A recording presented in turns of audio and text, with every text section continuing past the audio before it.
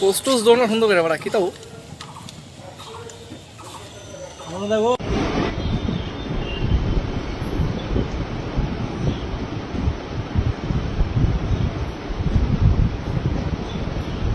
তো 22 তারিখে আমরা পেয়েছি একটা অভিযোগ এসেছিল।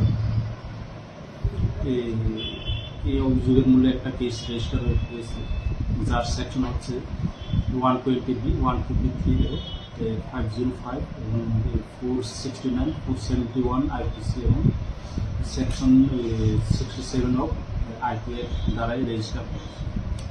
এই কেস রেজিস্টার হওয়ার পরে কেসের ইনভেস্টিগেশনে একজনকে অ্যারেস্ট করা হয়েছে, যার নাম হচ্ছে মদন কুমার ত্রিপুরা, তার বাড়ি কুয়াংবাড়ি। গতকাল তাকে এনসিসি পিএস এর আন্ডারে খেজুর বাগান থেকে তাকে অ্যারেস্ট করা হয়েছে।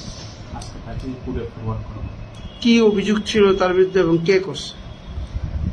অভিযোগ, তার বিরুদ্ধে অভিযোগ ছিল এখন যে বিভিন্ন সোশ্যাল মিডিয়ায় যে পাতাল কন্যা জমাতিয়া এবং CM honourable CM Biplab Kumar দেবের তাদের ছবিগুলি বিকৃত অবস্থায় ভাইরাল করা হয়েছে সোশ্যাল মিডিয়ায়।